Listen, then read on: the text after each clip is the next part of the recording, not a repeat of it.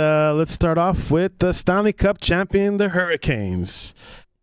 All right, guys, it's were we all surprised before we get into the topic? Everyone, I think we're all riding the Vegas, huh? We got heard. Well, who's riding Vegas? Who are you talking about? I don't know who you guys are talking about, but I don't know. Well, the series was back and forth. It was one way, and then it shifted. He asked, "Are we surprised? Dude, they went 16-3. Yeah. They had fucking 3 losses. Come on, they hammered through the playoffs. I think he was talking about when the series started. Are you surprised they ended up winning against Vegas? I think last time we went live, Vegas had the upper hand during the series, and then a lot changes after a week. The moment that we left each other, it was the moment it all changed. You know, that's the moment. It was 3-0. Boom, boom, boom. They got 3 goals. And then that's it, man. Turning point of the series. All right, so let's start off the topic officially. Yes. What are the biggest factors behind the Hurricane Stanley Cup victory? And what can the Canadiens learn from their success? The Carolina Hurricanes completed an impressive playoff run and captured the Stanley Cup, rewarding years of strong roster building, coaching stability, and organizational patience. Their championship victory has sparked discussion about how they were able to finally get over the hump. So what specifically worked in Carolina's model, and which of these pieces can Montreal actually replicate? Go ahead, guys. Floor is yours. Number one is they were super well coached. That's for sure. And they stuck to a system. They stuck to it to a T, and I think their forechecking was the main. The way they forechecked, the way they were very defensive in the neutral zone, and then it replicated in the offensive zone too, which kind of gave them a chance to get themselves where they were. No, what do you think, Pat? I'll tell you what they didn't have, and what usually playoff teams should have, is fucking goaltending. Yes, that's what I'm very shocked at. How normally well, they trapped their way through to the championship. That's what they did. But how is it that we always say that it takes goaltending to get you through a series, and here you have a team? So is it the coaching that was able to, like, I mean, you say the trapping to keep the puck out. Hold on a second. If they didn't put him Busset, you think it would have been a different series? I think it would have been Anderson. Yes, Anderson sucked big time, and I think.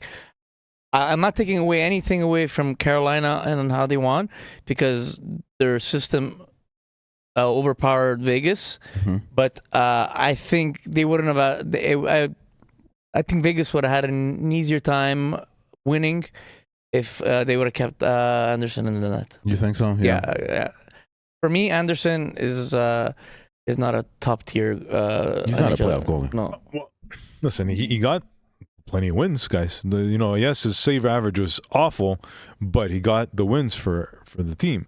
Yeah, he lacked steam at the end, and then obviously Vegas had his number, so the good thing they figured that out. Rob Brindamore had to hey guys, okay, time to put Boosie in and stuff. But you know what I take away from this, which in regards to the question Brian asked, and the Canadiens should take away. I don't think it's. They say it's a copycat league in this. I don't think in this situation they're going to copycat. I think the structure is still size and grit, like what Florida brought, what Tampa Bay brought in years past, and what they brought against Montreal, because they still had that type of play, right? Just that they're an older team, and Montreal ended up... I think that's still the structure people are going for. I think people are just going to adapt to a certain style that they have. Size and speed... And being able to speed was a big factor in this playoffs, I find, especially coming from Carolina. No, I think speed and size is what's going to help counter what Carolina. Carolina just trapped their way through the everything. They weren't a big team. They weren't physical, right? Buffalo and Tampa Bay were a lot more physical. So was Vegas. Against Carolina, and they were a much quicker team, right? But I think, don't forget, as much as I don't want to take anything away from Carolina, a lot of defensive breakdowns on Vegas' end too. They made a lot of mistakes. Those high-scoring games, they were nice to see, but Carolina made mistakes defensively, and so did the. They're a risky team, Vegas. The way they play, they're very on the defense. They're risky. If they were more structured defensively, I don't think the series would have turned out the way it did. Because the style Carolina played exposed their weaknesses on defense, right? And you saw the difference between the high power of Vegas versus when Montreal did. They were able to infiltrate, right? But the thing is, Vegas was making so much more mistakes defensively than Montreal did, but just the Montreal couldn't infiltrate that neutral zone.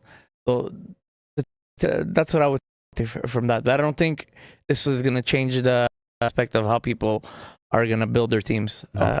I don't think so. In what sense? Like, you think that the style Carolina has built is not work for other teams, let's say? I think people's the model is still that Florida Panther, Tampa Bay type of. Well, I think it's it always evolves. I think it always continues to move, and this year, look, Carolina's strategy worked, and not this year, Steve. I think this team has been built over the last 7-8 seasons, and they stuck to the structure because of the team they had, the type of players they had. And they stuck to their gut. They were very well coached. That had a lot to do with it, and that's what got them. Who was it that came to Carolina from Dallas? Who was his name again? No, and it didn't work out. He came to and pas marché, kind of thing. But Ehlers, he's like, no, this is my type of team. This is what I want to work. This is the system I want to work in. He didn't go to Florida. He went to Carolina, and because they bought into that mentality, that play, it's because it's the type of player there. Exactly what I'm saying. Yeah, but it works though, and they've done it in the past. They go into the semifinals. But always, look this year, Carolina didn't play a team like Florida because they were depleted, and every other year that they played Tampa and Florida, they were always out the first or second round, right?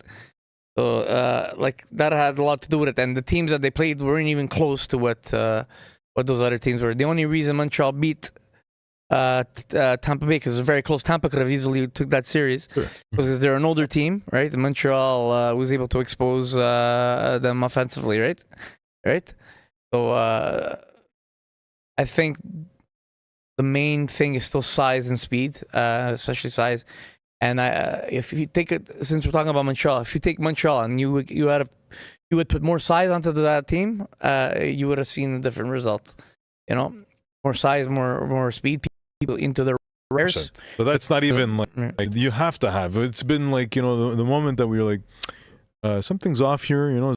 It's great the system, but we have something that's and it's definitely. And the speed we have it. The speed is there. What about the depth? Depth is you don't see that a little problem on things not right now? Really. I see it on Carolina. It was to them. It's coming from everyone. A bit on Carolina. We still need depth. The problem is the players we have are playing in the wrong chair. So by getting getting the right players in the right position, you can bring the players that are playing too high in the lineup back down, and you have your depth. Right there. You think that is? I think you're missing players. Well, Pat, I think you're missing some positions. The last series against Carolina, who's Montreal's second line center? Your second line center was what's his name? My boy, 15, Newhook, no? No. You know who's playing center for the Canadiens that series? Evans. Oh, Jake, Yeah. So this is what I'm saying. You have your depth players that are good, but they're playing too high. So if you get the proper team, the proper players on your first and second line, you can bring these players back down, and you have your depth properly organized, and it's a more balanced attack on your four lines, right? But if you had that nice second line center, but that's what I'm saying. So you're missing a player. You're not juggling. I don't think we're you're not missing. just juggling I don't think we're players. missing a player. I think we're missing 2-3 players. Yeah, no, but that's what I mean. Like, so it's not just a question of juggling players to find the right depth. It's your players are not in the right positions because you're missing players. Depth in is very those important, positions. but the depth we have depth, but they're just not playing in the right position, which is exposing a lot of holes in our game, right? Okay. We're a young team, right? Which is fine. You like they're ahead of schedule. You can't. They're not gonna fix all their problems all in one shot, but at least this run, which was good for us because we got to go through 3 rounds and we got to know exactly what we need now. So it's a what is it? What's the saying in disguise? It's a blessing. It's a blessing. It's a blessing in disguise for them, right? Absolutely. Sometimes you don't really know what you need. The Montreal know exactly what they need. No. Right? I just wanted to scratch on that because I think if anything, maybe it's the one thing they should work on, because other than that, Carolina brought a lot of patience and structure in their game, and structure coming from their coach that just knew all their players, knew all their roles, and just basically, like you said it, Rod was just a brilliant guy, the best coach, and Montreal has the patience. I see they have the structure. Maybe they're missing a little depth. So if anything, like you just said, blessing in disguise, they've got a pretty good blueprint. Yeah. Of being the next Stanley Cup champions. But Carolina, like you said, they played their positions and their structure to a team. This is why they won. They were able to accomplish that. They knew their role. You know what I mean? Yeah. Like when you know your role, like it's so much easier. And exactly, like when you just focus on what you have to do and you do it right. And that's the easiest part. Instead of like we're juggling or always juggling, trying to freaking plug here, plug there. You're in well deserved. Oh yeah, they've been 5 years. They've been doing this. So 8. But anyways, like Rod the Bod, Brindamore, man, he's got a freaking sick body, eh? Hey, this guy's he's on fire. This guy. I agree. I think he should be in UFC if you ask me. This guy. Didn't that guy win the cup 20 years ago? Yeah. 20 exactly. As a ago. captain, and now 20 years later, he wins As it a as a coach. Is coach. it 20 years ago? No. Yeah, Yes, it is. 2006. Yeah. No, 2016. 2006. Right? 2006, they won. I actually sent that GIF to my sister because she's like, "Oh my gosh, they're gonna win! I'm like, "Yeah," and then I sent her that GIF of him picking up the Stanley Cup in 2006. And man, he's such an iconic. Like when he picked it up, like he was so cool, eh? Yeah. And he did it again, pretty much. Another like when he picked up the cup. feat. Yeah, What a star, man! Good job. And I think Martin St. Louis, he's got that type of like, chemistry. Did he also and win bond. it in Philadelphia? No, he never won with Philadelphia. No? Brandon Moore. Oh, I don't know. Philly. When did they win the freaking cup? When's the last time they won a 70s. cup? It was in the, exactly. 70s. He made it close when Ronick was there. But I don't think. Like another douchebag who never won the cup. Sorry, did I say that out loud? Yeah, and then in Chicago, man, he had the team, man. So yeah, all right. So that's it. What do you think, Bri? Think it's a well-deserved win from Carolina, or what? It's your takeaway. For sure, it wasn't the. I didn't watch a lot of the series, but from what I hear, it's a crazy series. There was especially the first few games, high-scoring goals. Well, Mitch Marner had one of the best periods in NHL Stanley Cup history. Hat trick. He had 4 goals in like a minute with minute 38 or something, or 2 minutes. Great series. A very good series. He was the last person to win a Calder. Not a Calder, the Conn Smythe, and on a losing team was Jess Giguère, I think. No, on a losing team. It was Connor McDavid. Connor McDavid. Yeah, when he rejected it. You're right. He's like, fuck you. I don't want that shit. I'm going to scratch my name when I see You almost won it. I'll take a shit in that thing. But then does Stahl deserve the Conn Smythe? Yeah, absolutely. He scored in 5 goals in 6 games. He scored in all 5 out of the 6 games. Yeah. He scored 5 goals in 6 games. And then you're like, No, he's 37 years old. Yeah. And they're all big goals too. They're all important huge goals. And he's a huge player. He scored 6 goals in 5 games. I don't think he got a goal in the last one. No, but I mean, like one of the games he scored Oh, two maybe he goals. scored 2 goals. The first 5 games he okay. scored. Yeah. Okay, so he got goals in 5 of the 6 games. Yeah. And another comparison is Eric Stahl won. His brother won in 2006. Yeah. And he won in 2000. And his brother was a cool. captain. That's crazy. And his brother was a And captain. they were both captains too. That's pretty crazy. Yeah, that's crazy. That's crazy.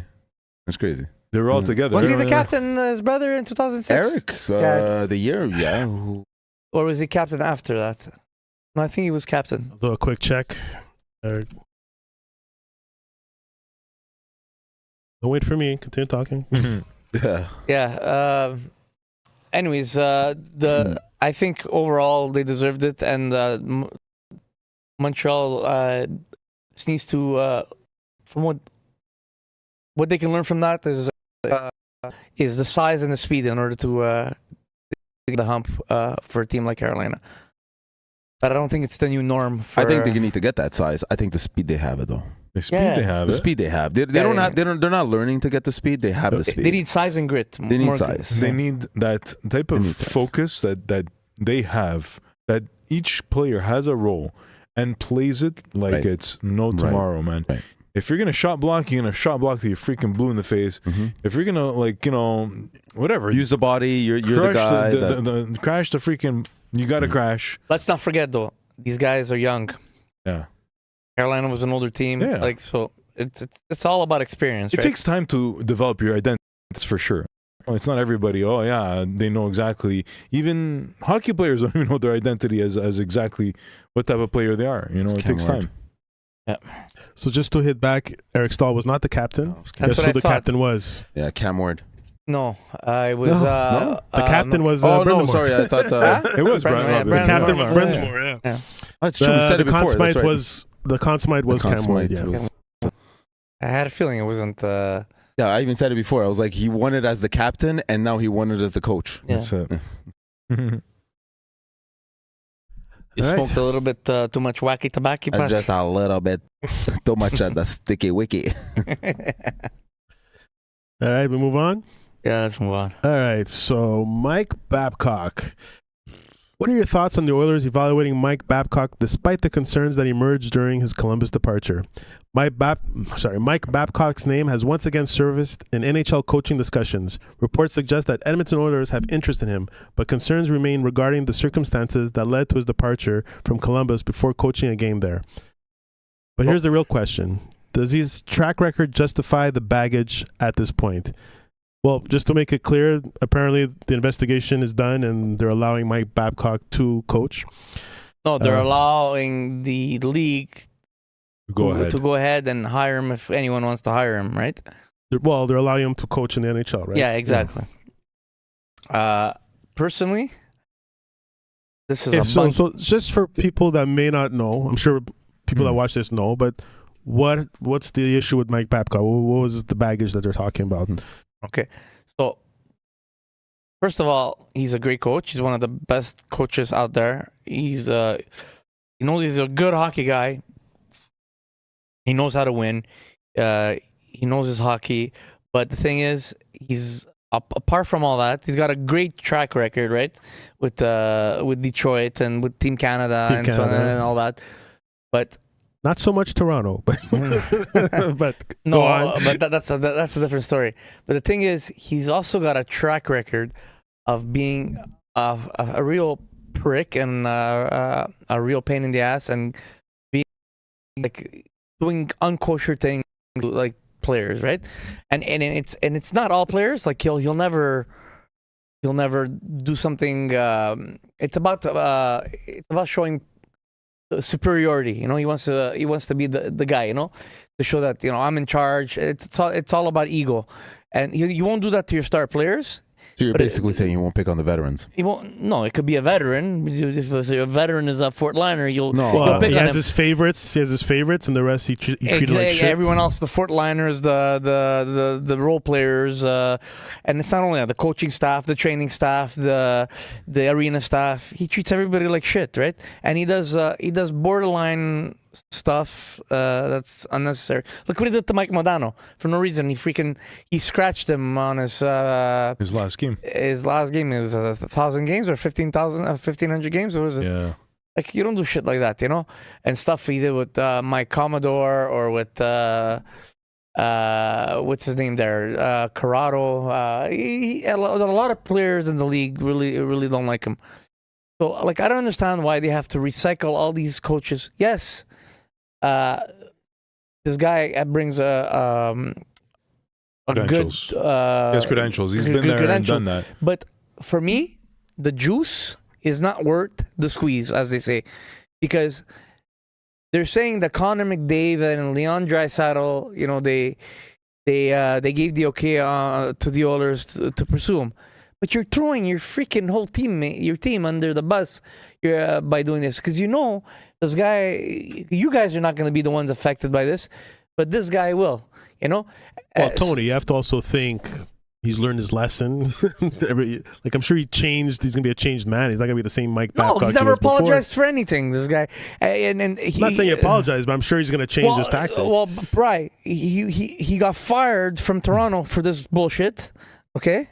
He didn't apologize. Then got hired from Columbus, and not 2 weeks after he got hired, he had to quit in order not to cause an investigation. They never investigated this. Do we know what happened in Columbus? Because I don't know too much about what happened. I know he left, but the only stories we have is that he would call in since you're a rookie or to come into the office, sit down, and goes, okay, pop out your phone. Let me see.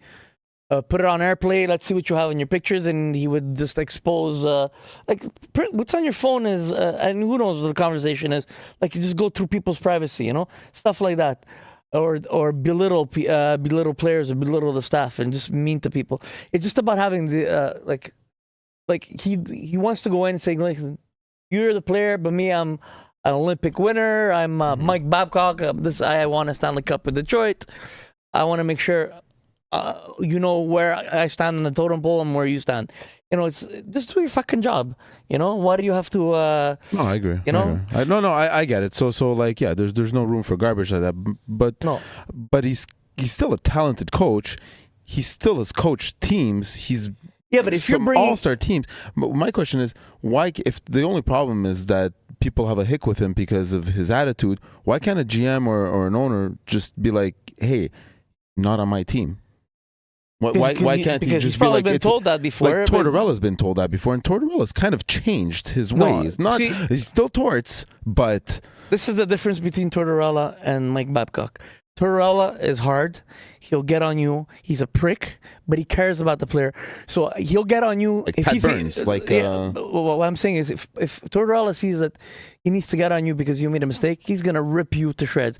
But the moment you do something, he's gonna be there for you if he thinks you deserve credit or he puts you on a pedestal. Mike Babcock will just shit on you. He cares a lot about Mike Babcock and Mike Babcock only. So it's a negative thing. Like, you're gonna treat the star players like gold, but then you're gonna treat everyone else like shit. You're not creating a unity in the dressing room. You just it's just a power struggle that you want to create, and it's not good because you're creating a negative impact for certain players, and your star players, you're treating them like shit. So you're not getting a good team chemistry, right? So, like, you don't need that. Like, why do you have to recycle these guys? Get somebody new. Who's there? Who's available right now? I mean, there's that question too. I mean, the NHL is not. I think Vegas went to go get Torts. And he's gone now. Laviolette he's gone now. Yeah, he's gone now. But so we didn't know that, right? Someone needs to replace him too now. He was replaced. He's replaced by Miller. Miller. Right. Yeah. Huh? Miller.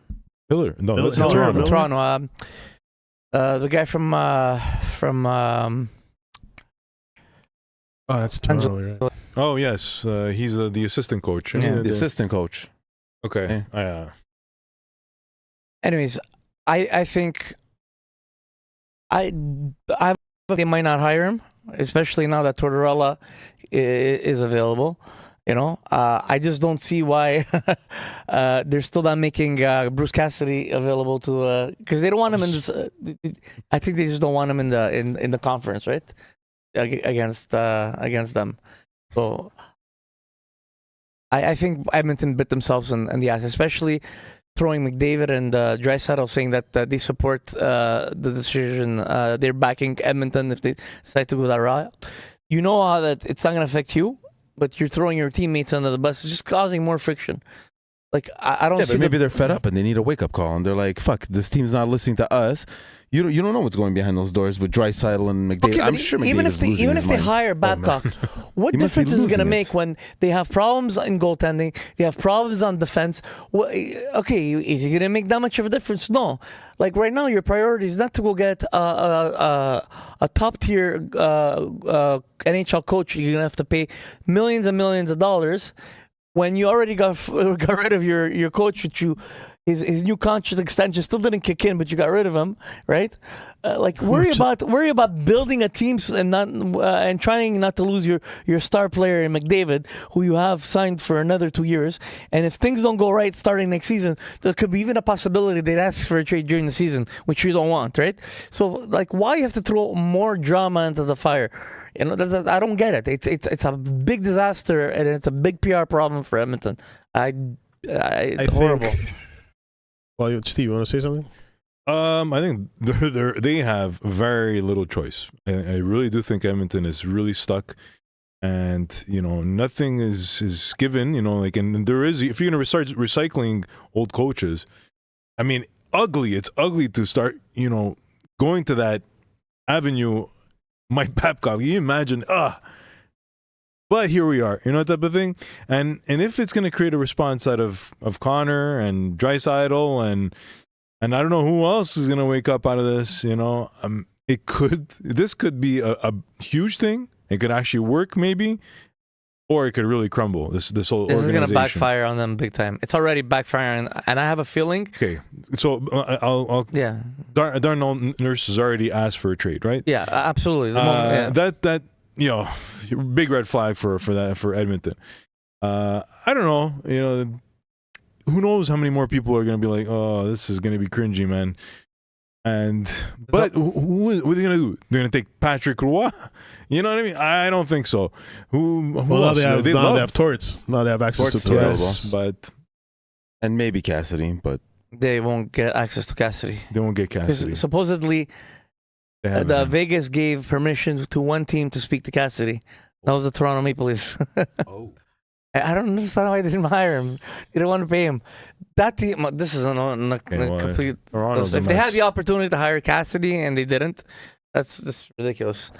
Anyways, so I just want to clarify something. So if let's say Mike Babcock says sorry, changes his ways, is not the same douchebag he was before, you still don't think he can steer the ship into the right direction? You don't think he can take the talent, whatever talent Edmonton has, you don't think if he didn't bring he can that, coach them? He can. So maybe they need some just a wrench, just something different, just something. The thing is, he's what you're saying makes 100% sense, but this conversation has been had with other teams, but it's always the same recycled shit. He never learns. He doesn't give a shit. It's always yeah. But before it's behind doors, so that's why he. It was exposed. What about in Toronto with the Mitch Marner shit? The way he fucking treated him to put everybody. Wasn't that exposed after the Columbus thing? That was before, yeah. And then he still got hired at Columbus. He's a changed man, and then what happened to him being a changed man? He pulls that Columbus shit, and then in order not to get investigated, he decided to resign. But now, because Edmonton wants to hire him, thinking of hiring him, they looked into it. I don't know how deep they looked into it, because I was expecting a lot more shit to come out, not only from there but from other stuff. But I don't think they dug that deep. But you hear all these guys that are going on podcasts and they're on TV shows or on sports stations. All this negative shit. A lot of players that don't want to play for him. So do you blame a player like Darnell Nurse to ask for a trade? You think that's the reason? No. I thought that's the only reason. That's the main reason why they want to go that route. He's fed up with the bullshit over there. That management team, man, is a disaster. This is ridiculous. They had so many chances to be a championship contender with all those first-round draft picks, and they never built a team the way they were supposed to. Now, that they have their heads against the wall because Connor McDavid is at 2 years left. They want to try and pull a rabbit out of a hat with the most riskiest decision ever by hiring Mike Babcock. I think it's the wrong move. It's a risk. We're going to see within the next week what happens because a decision is going to be made before the draft, right? Yeah. Right? It has to. I don't know how I feel about this one. Honestly, like I think I'm mixed feelings. Let's take a little vote around. You think Mike Babcock, maybe just not Oilers, we think, because now basically you just got you got the green light. You think I'm gonna go around. Will Mike Babcock ever coach in the NHL again? Doesn't even have to be with the Oilers, just in general. What do you think? Going to start with Steve. I think at this point they will. Somebody will pick him up.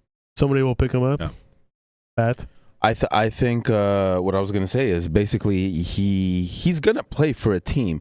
You know, Tony, you shit on him. You know, the Leafs. We can do this, but when he had a Stanley Cup team, he was riding that ship tight. When he had Team Canada, he was riding a ship tight. Regardless of what you hear in the locker room, I think that Babcock, yes, the luggage is going to follow him. But if you keep feeding him garbage and you want him to make wine out of water, he can't fucking do that no matter what kind of coach he is. So if you give him Edmonton, who has a half-assed team, what do you expect? You're basically waiting for a fire show.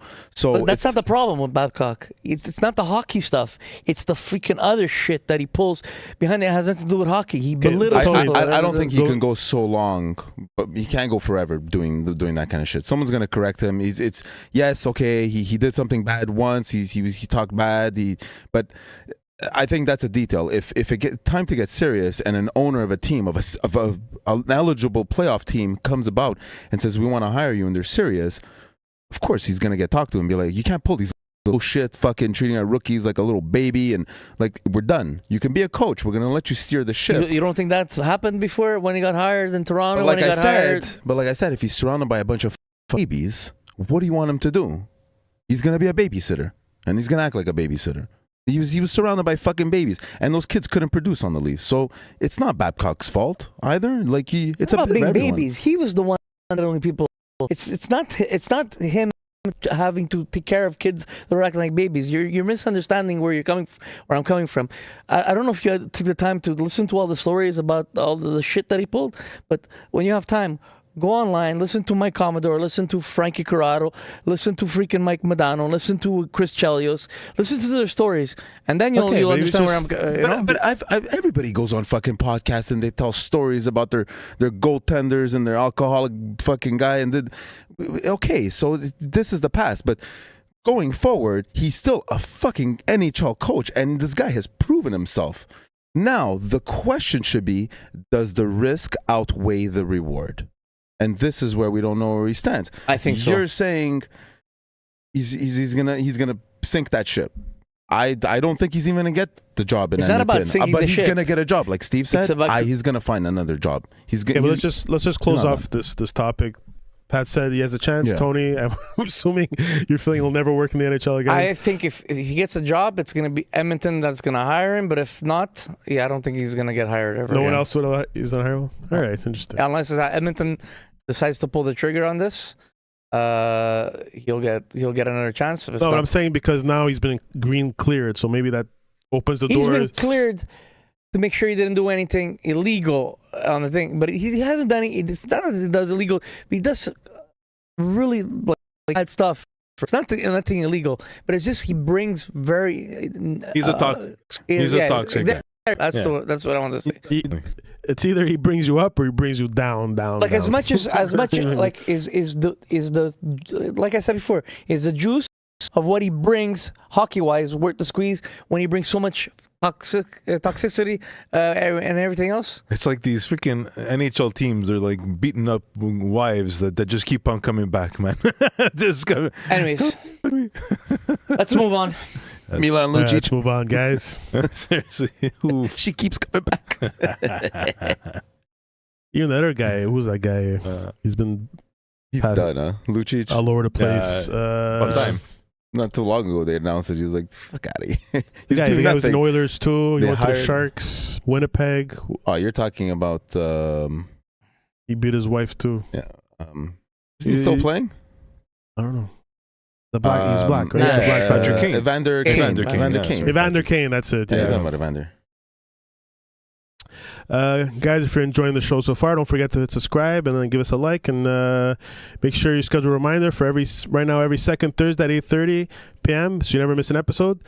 Quick reminder, if you guys like to join the conversation, just go in the description and there's a link next to the word call, and you'll join muted, but we'll bring you on when we can, and just you can ask us questions, challenge our takes, argue with us, share your thoughts, or just if you want to say hi, you're more than welcome to.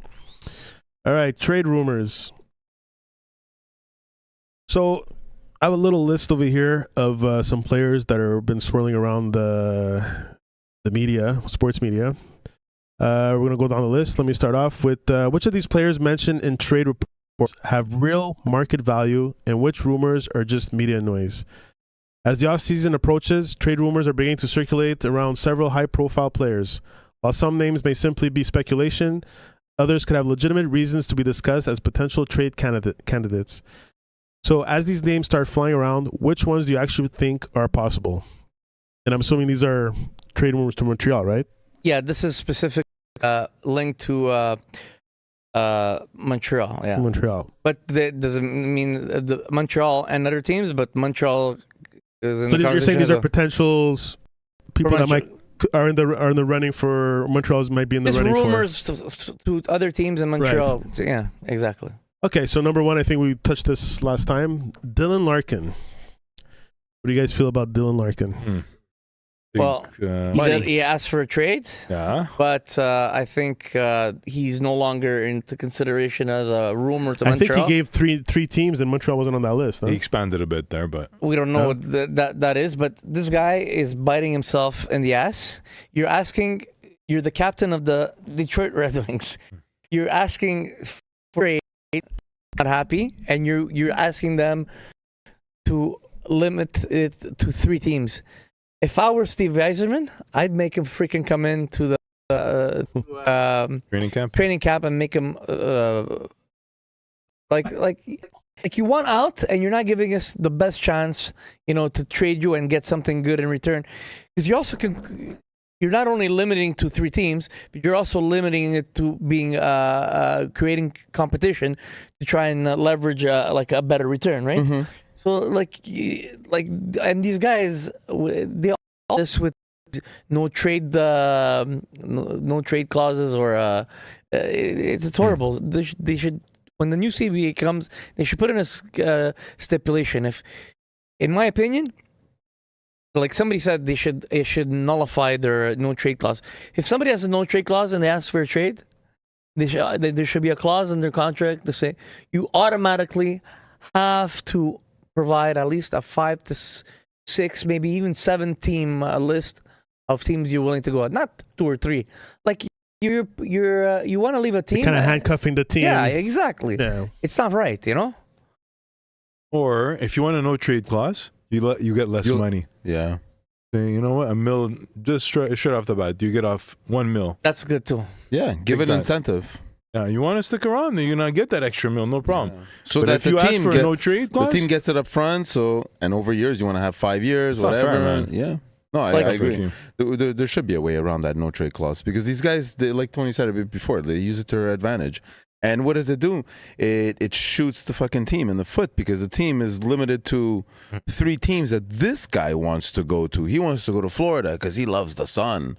Fuck this guy. No, there's no the talent. taxes, That's it. Yeah, people. Oh, fuck Montreal. But what if a team wants a player in Montreal or something? It's like you always have these things, and I hate these. By the way, he did mention something about Montreal. Like, look how he did at one point. Yeah, he did. Yeah, I think he wants to go to an American team, and he wants to go to a team where players that he played with the Olympic team. That's why. Friends of his. Yeah, exactly.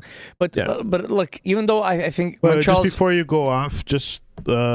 For those who don't know who are watching, this list was Florida Panthers, Minnesota Wild, and the Vegas Golden Knights. Exactly. Now, even though Montreal is no longer this rumor is not gonna evolve into anything.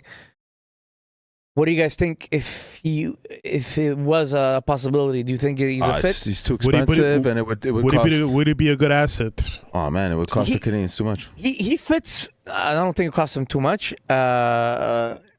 I think he fits the role of a perfect second line center. Well, it's 8.7. But I don't think he's the ideal candidate for what Montreal needs in regards to age. He's not that big. Right? Size, solid. Like he's not the ideal candidate, right? No. Like he's a centerman, right? He's a centerman, yeah. So he would be. You see him as a second line. Yeah. Second line. He'll be second line center, yeah. yeah. All these guys that we're gonna go through tonight, this list. There's pros and cons to all of them. Montreal has to be very careful on what they do and what move they do, especially if they're willing to give up assets. Because they have players like Michael and Alexander. Guys are high-profile prospects that a lot of teams want. And Montreal shouldn't be in a rush to just get any of it and make a mistake. They got to be really sure that they get somebody that really fits exactly what they want in order to give up. If not, no, to give up on these guys. These guys, exactly. So we have coming, and you know what? This is a big piece. People are really looking out for him. Everybody that's on the trading block, on something, they all asking for Michael H.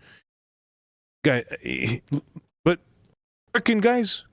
You just think about it. I'm frustrated, but that guy, he's picking and choosing who he wants.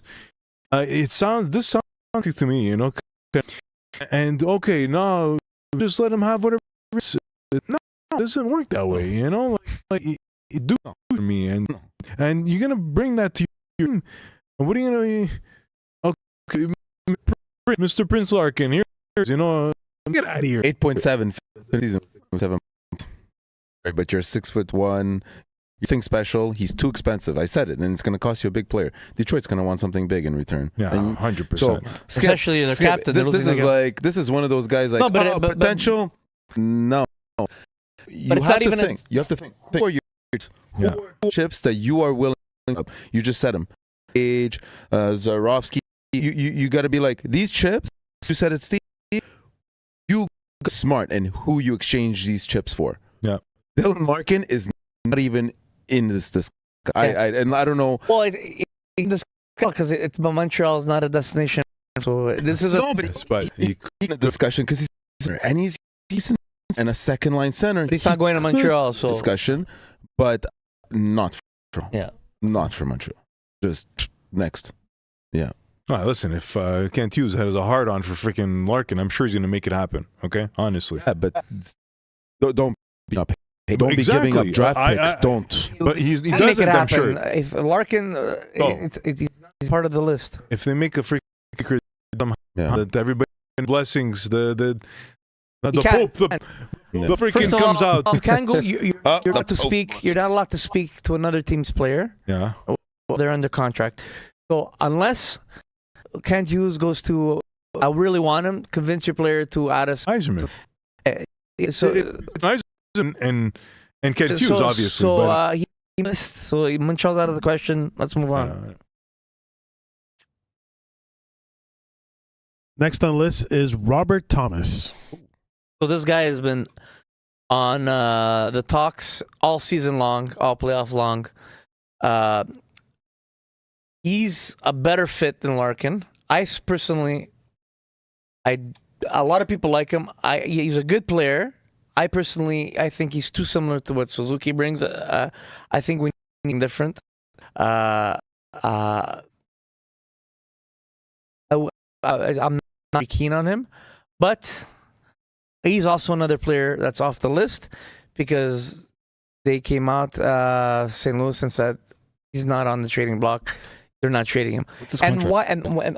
Brian, can you just put up the stats? I don't want to bother you. I just want to know his salary. And why would St. Louis Robert trade? Thomas. Why would St. Louis trade their best center and they're gonna have nobody to move forward. Yeah, Like it doesn't make young. sense. He's Like they need to have some sort of I need to keep him. yeah, they need to have some need to sort keep of core, right? Yeah, he's a backbone. So yeah, so like they came out and they're not trading him, right? Okay. Plus his salary is not bad, but he's for what for 4 more years, right? For 4 more. Yeah. So what is he? 27? No, he's old. 26. Okay. People like him. But anyways, he's another that's out of the because it looks like he's not anywhere. Signing, right? He's signing with St. Louis. He's not signing. He's signing. I mean, No, but sticking he's staying. But he, as he should. The I think only St. reason considers him core. he's up in this is because St. Louis is doing so. Looking at St. Louis because they're going to be doing a fire sale. Well, if you get players to trade me, I think they need something to build around. This is a player to build around, right? He's very similar to Nick Suzuki. Very he's similar. a good playmaker. Just that he's not as offensive as keep. He's a perfect two-way player. He would fit perfectly on your second line.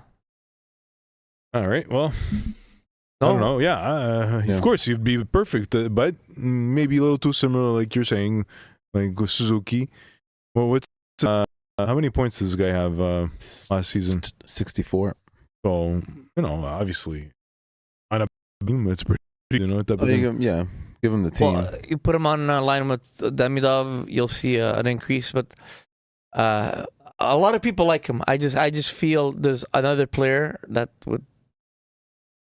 would fit better in Montreal's wheelhouse than he would. But he's also way too expensive. We'll get to him later. But I know who you're talking about.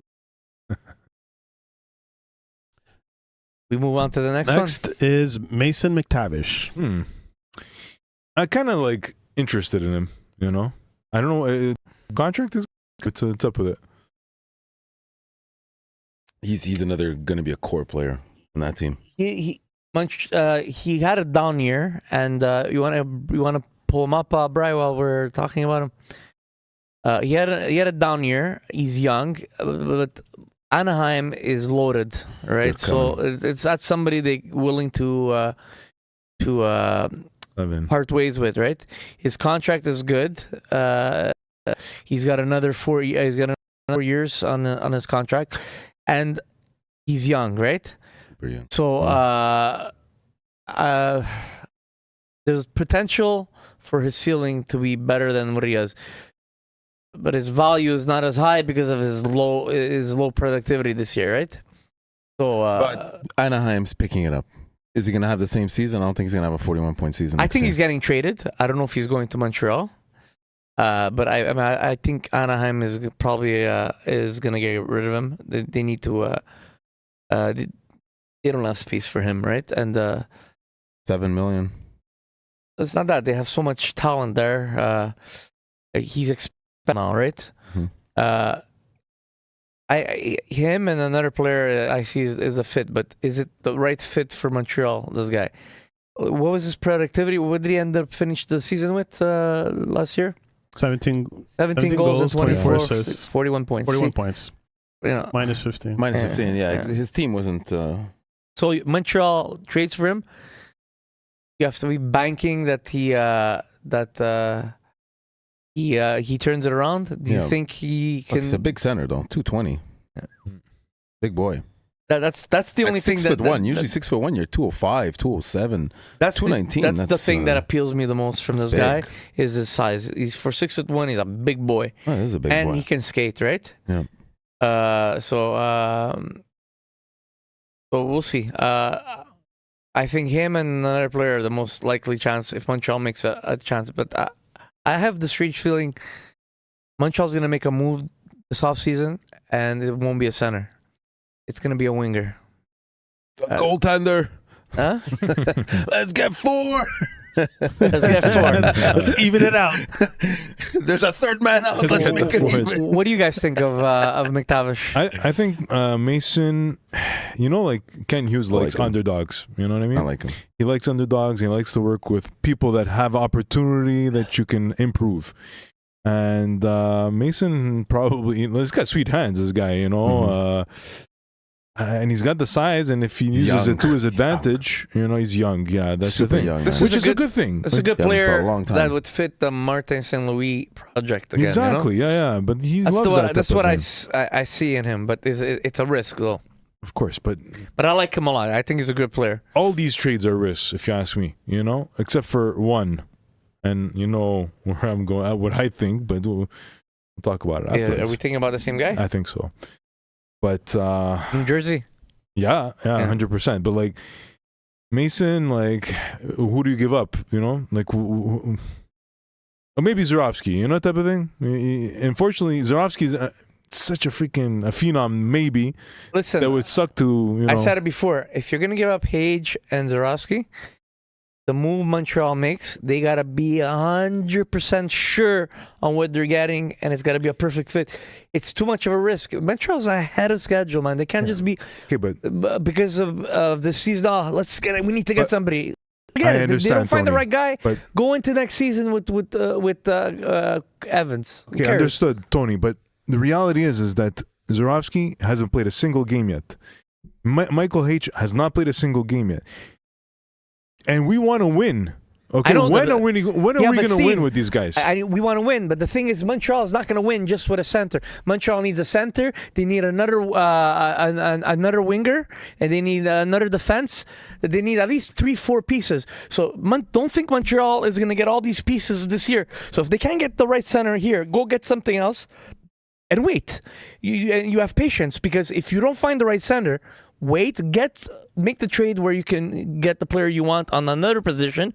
You fill in a hole somewhere else, because you're not going to fill all the holes this season. It's not going to happen. And then you can still take your chances on get rid of Zurovsky and Hage only if you're sure. It's not these guys make your moves calculated. Understood. But sometimes when you're just waiting and you didn't pull the freaking trigger.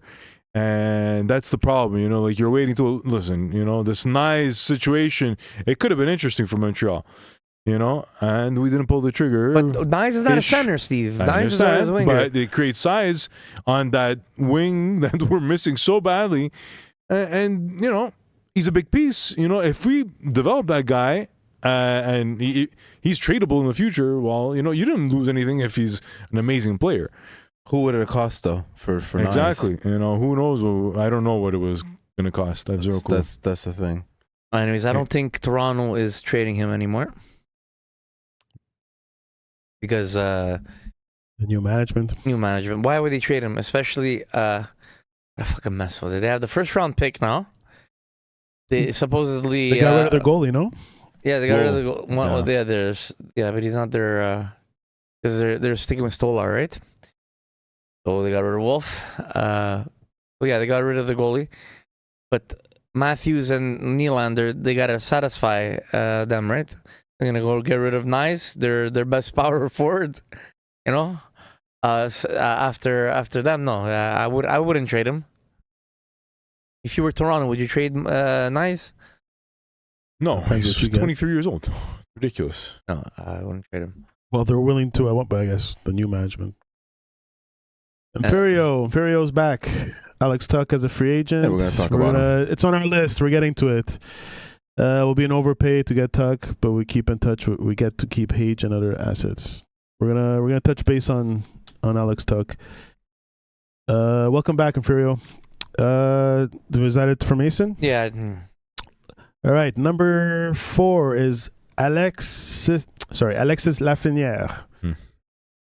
Well, I added him. Has there been talk about that? Well, I added him to the list because he's an interesting situation, right? Like the Rangers were the shit this year, Had a horrible year, but the thing is, after they traded Panarin, he rebounded, right? But he's a first round pick for the Toronto for the New York Rangers, and he never panned out to be the player he wanted to be. Maybe a change of scenery would work out, right?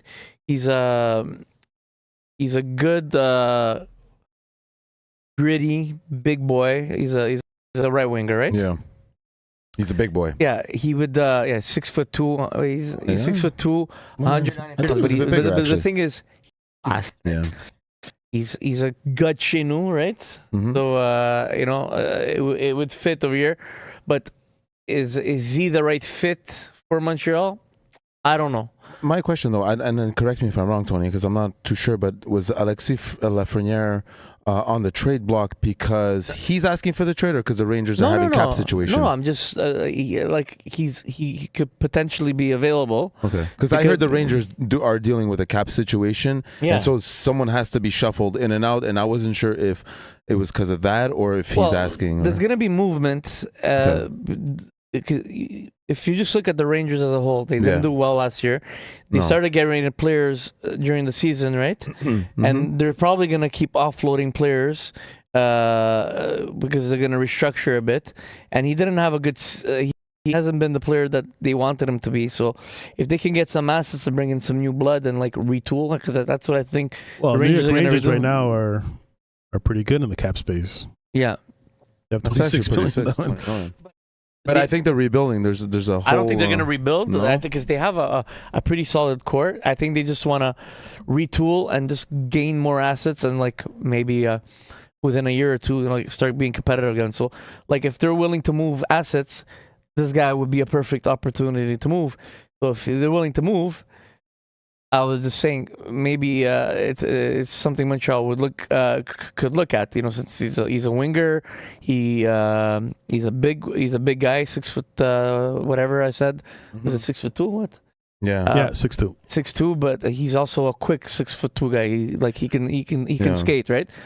Can revitalize his career in Montreal, especially that he's going to be playing most probably for his childhood team, right? Mm-hmm. I could see the potential of him doing well. I don't know if he's the right fit though on that second line. You see him as a fit with Demidov on that line? I'll be honest. I'm not a big fan of Lafreniere. I don't know. I'm not. I feel like he's. He was a number one, right? Draft pick. He was first overall. He was first overall. I feel like he's a flop. He's a flop for sure. I don't think he's a flop. I think he's better than what he's been producing in. He's been getting better in New York, but I don't think it's what we need. I think if we're gonna trade for something, we could get a lot better than what he has, what he brings. That's the problem with having such high expectation and being the first round pick. That's the thing. And everybody has this, the bar is set so high, and then when you come out and you become this Alexandre Daigle, that's why I'm like, no, he's not an Alexandre Daigle. I know, I'm not going to compare him, but we've seen this, and I feel round one, pick one, I would have expected more from him up until now, and I think there's still more. I think there's still more to him. Maybe in 13 years we'll get something from him. But I'm just saying, I brought him up into the conversation because, in regards to what the Rangers situation, there's a possibility that Montreal could look into him, but I don't think he's the ideal fit out of all the names that are out there, right? So, I like once again a bit of that Mason McTavish mentorship, situation. It could be in that avenue for him as well. It could be that Martin St. Louis could help him. That's true too. He might. That's a good point. He might be like stuck in New York, and honestly, New York is a bit stagnant as a team. I just don't like the salary for another 5 years. Yeah. Right. This makes sense. 7.5. Yeah. Not bad. For 5 years. It's worth it if he starts producing and he starts getting 75 points. That makes sense. What did he get last year? 57. Yeah, on a shit team. Yeah, well, I mean, hey. He gets over 50 points. Yeah. Well, but Okay, move on. Yeah. Number 6, Nico Hischier. Nico. This is a guy that I like a lot, but I don't see it happening because of the price. But if Montreal would actually get him, is he would be by far our best player right off the bat, right? But I think I don't see him getting traded. I think New Jersey's priority is to re-sign him. Because he's looking to hit the bank. I think if Montreal trades for him, you're looking at $11-12 million a year, and that's what I think he's gonna get. And I don't think. How old is he? He's 27. He's 27. Yeah. 27. So yes, talent-wise, he's a great fit. But do you really want to get rid of a player like Zoroski or Hage to bring in this guy and then have to pay $12 million a year? Is he the perfect fit? I don't know. I think it's an overpay. I'd prefer getting a player like McTavish until and hopefully you don't have to give up somebody as high profile as a Hage or a Zoroski, and then see if you can integrate them into your lineup when they're ready, right? 'Cause I don't think you have to give up as much for McTavish as you do if you have to trade for Nico Hischier. But I don't think it's a possibility because I think the priority for New York for the Devils is to re-sign him.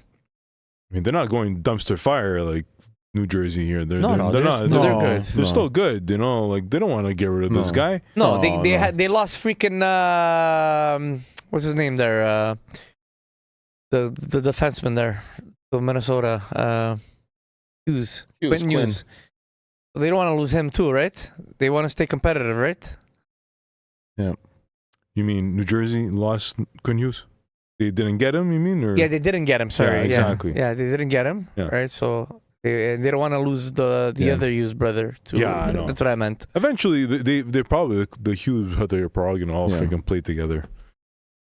Hughes unite. Yeah, exactly. But Nico's a tiny guy, right? Again, doesn't fit in Montreal.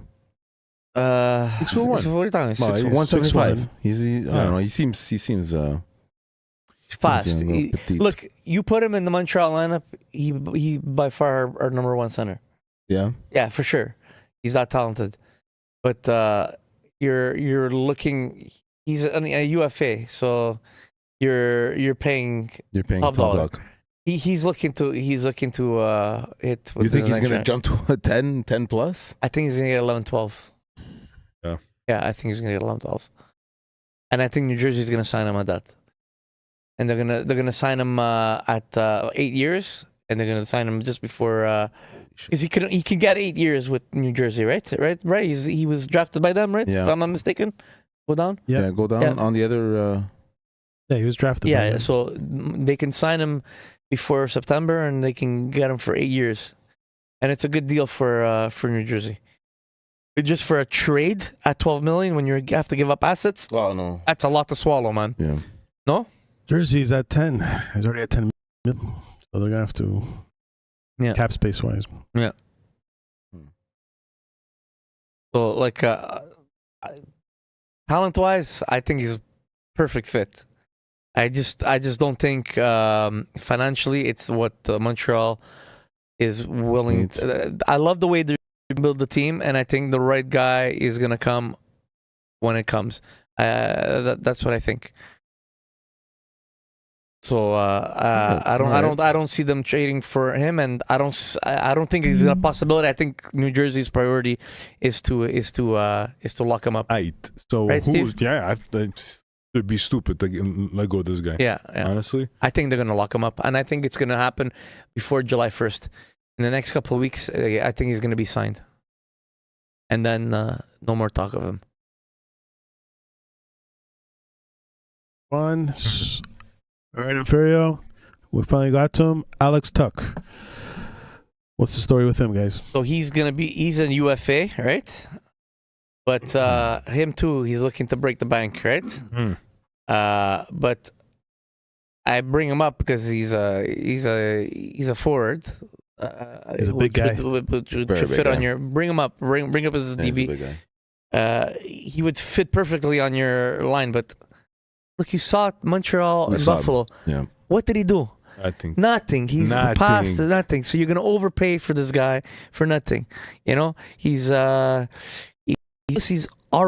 past the threshold of what Montreal wants to bring in for the age group. He's already 30. 6'4", though. That's crazy. Turning 31 in what, September?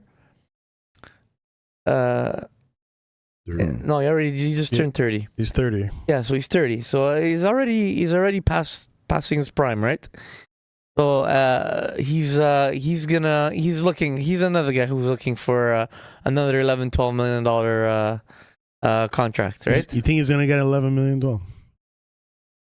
I don't know if he's gonna get it, but he's gonna ask for it. He's looking to hit big, and I don't see him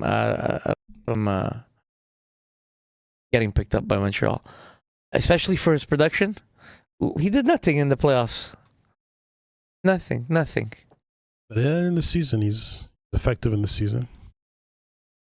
Montreal needs gritty, tough, fast players that are also productive in the playoffs. He won a Stanley Cup with Vegas. Did he with Vegas? Mm-hmm. Yeah, he won a Stanley Cup with Vegas. Yeah. But he's gonna. I don't know. He's looking to resign. Is Buffalo gonna really resign him? I don't know. It's a tough one. But that's a tough one because at his contract, if he had 1 or 2 more years left, I would have traded for him because you wouldn't have to give up much because his value is low, especially after this season.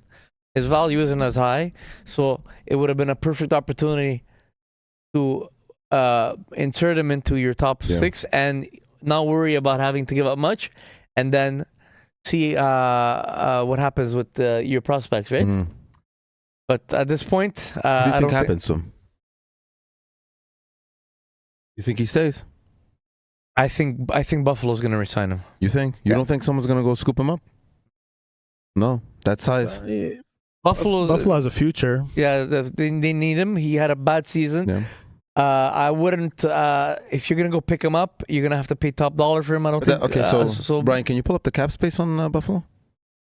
I'm curious to know because I don't think a team is gonna overpay. He's gonna sign big. He's gonna ask for big. Yeah, right. Now they're 11 million, almost 12 million. Okay. Projected caps. So he's gonna take a big chunk of that. Imfurio says 9 million at best from anyone. Oh, That's really? what Imfurio 9 said. million. Yeah, it's a possibility. 9, but he's gonna ask for a lot. Do you want to have this guy on your yeah? But if he goes to another team, you're paying more than 9 million. Buffalo might be able to sign him for 9, For 9. 9.5, 10. Yeah. You're trading him. He's on the open. You're gonna pay top dollar for him, right? Mm-hmm. So and it's probably gonna be a type of sign and trade. You really want to have this guy who's not gonna be your top your top line player ahead of your guys now and paying him almost $10-11 million for the production that he's going to bring. He's not even going to be close to what Suzuki and Caulfield and Slavkovsky are bringing. I don't know. I don't see him as a fit. I don't know. What do you guys think? Let's get Benson. No, the only reason on that team is because I brought him up is because he's UFA, right? Yeah. And his size is interesting. Yeah. Yeah. But you saw. Look, we all watched the series. He did absolutely nothing. Montreal totally. But I feel he did better in during the season. Like maybe not against Montreal. I feel like Tuck was a good player this year. He got 66 points this season. Yeah, like he showed up against Montreal. He didn't. Everyone expected it, but then again, everyone expected what's his name to show up too, and he didn't. Tage Thompson. There you go, Tage.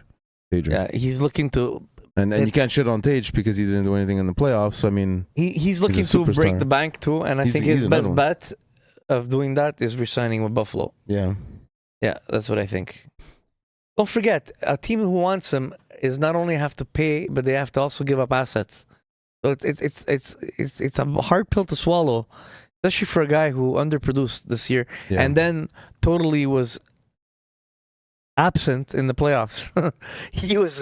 He didn't bring nothing, and you wanna give this guy $12 million or whatever, even $9-10 million after the offseason that he had, after the postseason that he had? No, not for me. That's my opinion. And that's how it goes. Yeah. And we'll all right, guys. That's it for our current trade rumors and speculation. Anything can change in 2 weeks. I guess we'll see if we touch base again. When's the draft? Next week. Sorry, next week. All right, so that's final topic. 3 goalies. Again. Uh-oh. Here we go. The ongoing story. Going into the offseason, preparing for next season, what should the Canadiens do to resolve their 3-goalie situation? The Montreal Canadiens are entering another offseason with questions surrounding their goaltending depth chart. With multiple NHL caliber goaltenders competing for limited roster spots, management faces several important decisions before next season. So which path makes the most sense to you? And what's the biggest risk of waiting too long? So basically, what are they doing with Montembeault, guys? What do you think is the best bet? What are the options? I have a few options, and I think I know where I would go with this.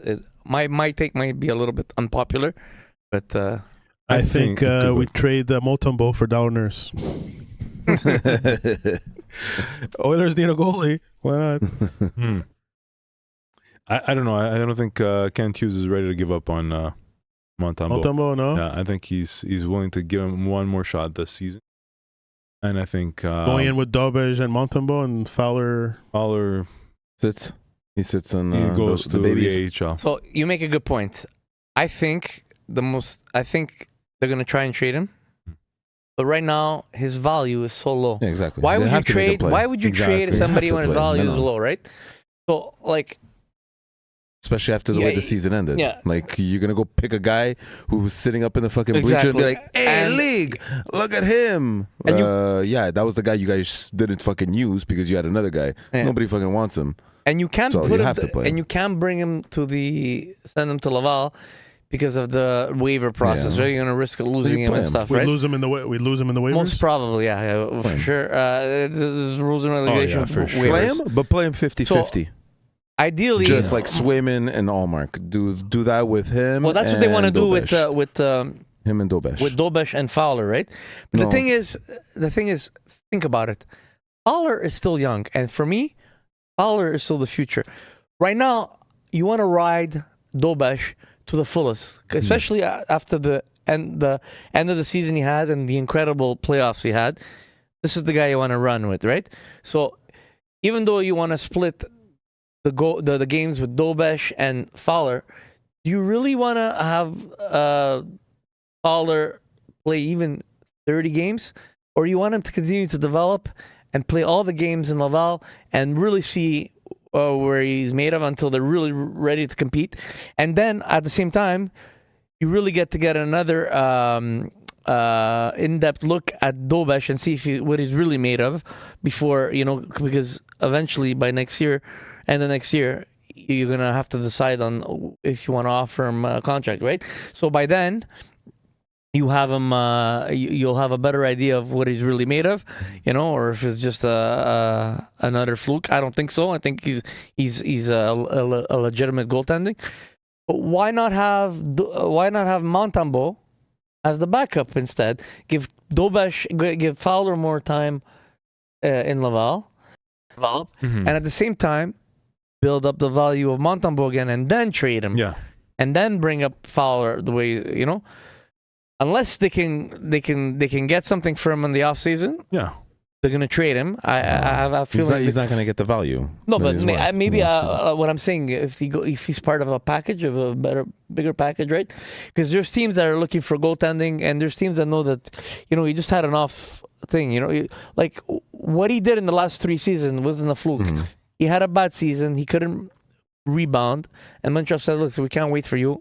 And this is why they sat him and they brought up Fowler, right? But try and get him to rebound. If you can't trade him as on his own, or you can't trade him as part of a package, why not send Fowler? I don't think there's anything wrong with sending Fowler back down, especially at his age, and especially he didn't get much reps yet in the AHL. I think it makes sense, and it gives you the opportunity to actually continue assessing Dobesh, right? And seeing what you really have there, and building Montembeault. I think it's a smart move. Yeah, no, Kent. They had a talk. They told Monty that they're gonna bring up Fowler, and they're gonna use him. You're going through something right now, and it's an opportunity to reboot, starting the new season. I think that they're gonna actually use him as much as possible, build that value. I don't think use him as much as possible. No, but get him as much as possible.